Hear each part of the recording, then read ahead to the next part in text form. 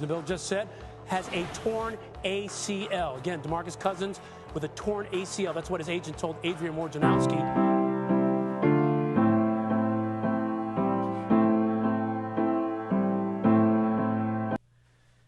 Ladies and gentlemen, boys and girls, it finally happened. I know you guys have been waiting for a video on this, but DeMarcus Cousins is out for the whole season with a torn ACL.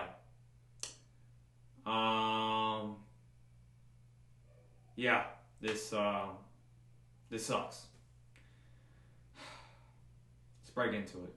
Alright, so Thursday, it was reported that DeMarcus Cousins got hit with a leg injury when he was working out in Las Vegas doing his normal off-season training.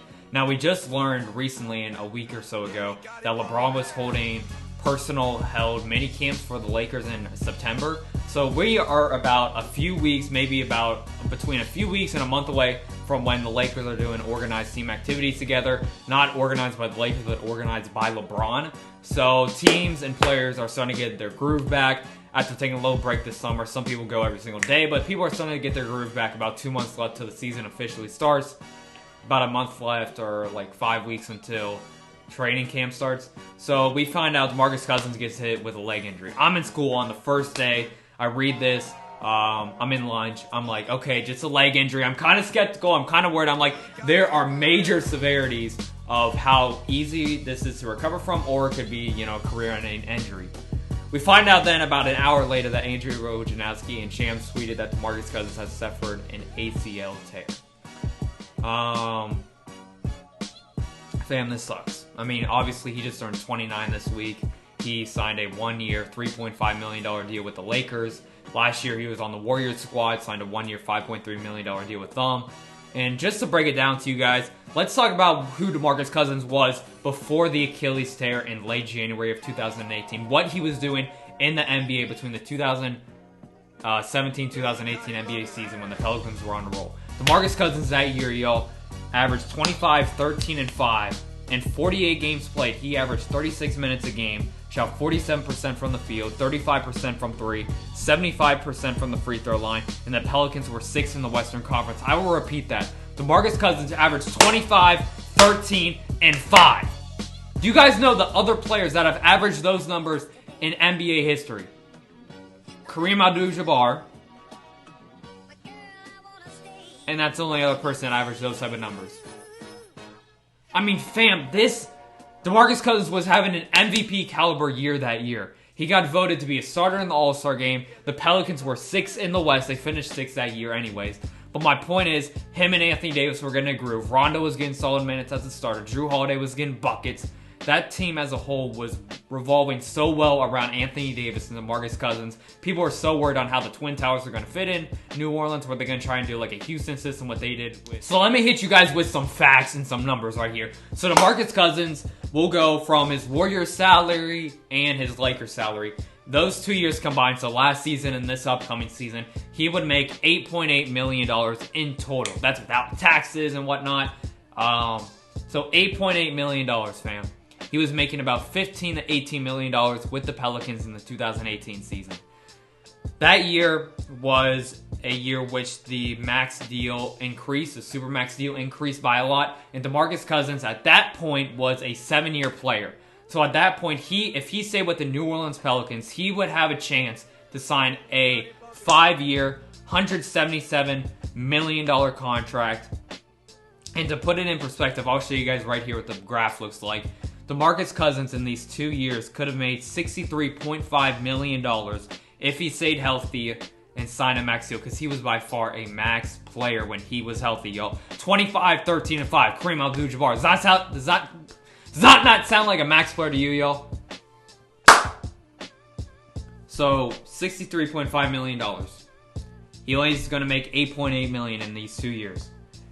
Meaning, DeMarcus Cousins, y'all, missed out on $55 million just these 2 years.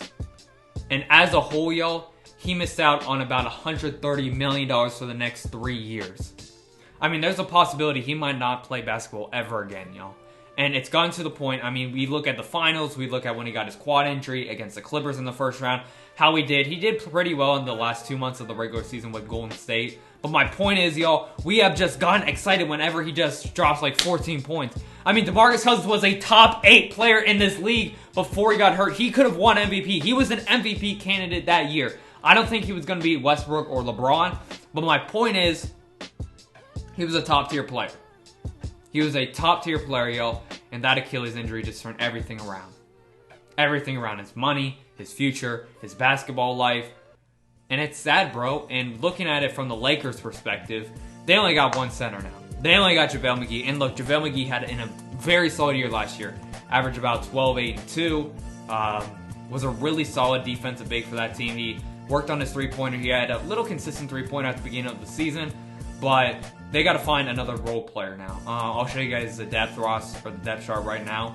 If I had to make a guess, I would, or if I preferred what I'd like them to do, I would want LeBron at point guard this year. So you're looking at a starting lineup of LeBron, Danny Green, Kuzma, Anthony Davis, and now JaVale McGee. Now filling in for the second spots, they do have Jared Dudley, which even at that point is a pretty small power forward. Do they look for another big man?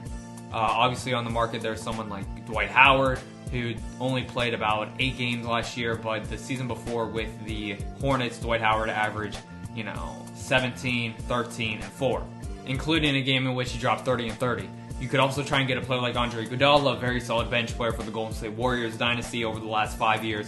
But the problem is with Andre Iguodala, is that it looks like the Grizzlies are going to try and get something from that trade, so they're not going to just buy him out. And so teams interested are obviously the Rockets, the Sixers, the Clippers, teams that are contending for a championship right now. I don't think the Lakers want to make a trade, and obviously with the new assets that they got, they can't trade any of those players away until December 8th. So if a team steps up to the plate like the Rockets, the Bucks, the Sixers, the Clippers, and goes for Andre Iguodala through a trade and sends Memphis like a draft pick in return, they're most likely not going to get Andre Iguodala to the Lakers.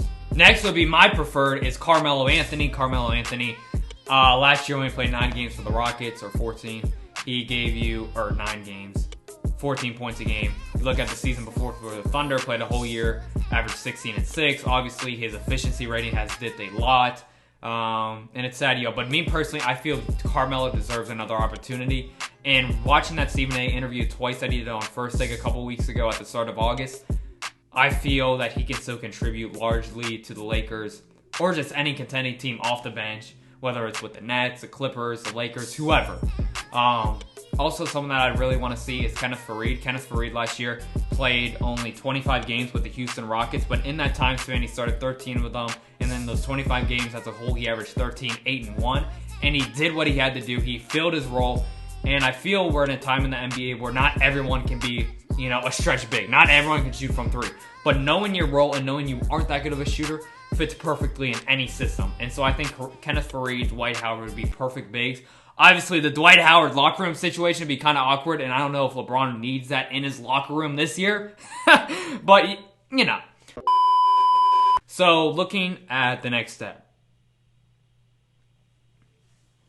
For both parties, DeMarcus Cousins, I expect them to have surgery very soon. There's this one report that DeMarcus Cousins, even if you try to contact him, he will not answer the phone. They've got no connection to him. He's like blacked out, basically, off of social media and everything. So I don't know what the next phase is for him. Obviously, he's under contract for the Lakers. He'll be working with their, trainers, their rehab team. And the good part about it is that he is in Los Angeles, so they have the best physicians, the best doctors all out there. And then you look at the Lakers side of things. Like I said, I just listed 4 free agents that they could sign to fill in that role, or possibly sign 2 of them. I know they just signed someone from Notre Dame, which I think is a solid guard. They signed Kostas Antetokounmpo, Giannis 2020, or 2021. But that's going to do it, y'all. Thank you guys so much for watching. The season is about 2 months away. Training camp starts in about 5 weeks. Fam, so we just, for real, send your prayers to DeMarcus Cousins to his family, y'all. It does suck. And being a Lakers fan, I am salty. I am pissed about it. And I know I've been someone that has ripped on DeMarcus Cousins before on this channel, but I was really looking forward to see what he could contribute to the Lakers, and just to see what a healthy DeMarcus Cousins would look like through an offseason of rehab, of working on his game and his body. But yeah, prayers up to DeMarcus, bro. Lakers, we're fine. We just got to fill in that role. Boogie will obviously still be on the squad, be on the sidelines, and that's what I got, y'all. Stay blessed. All love 2019. Figure out about this thing, y'all. Peace!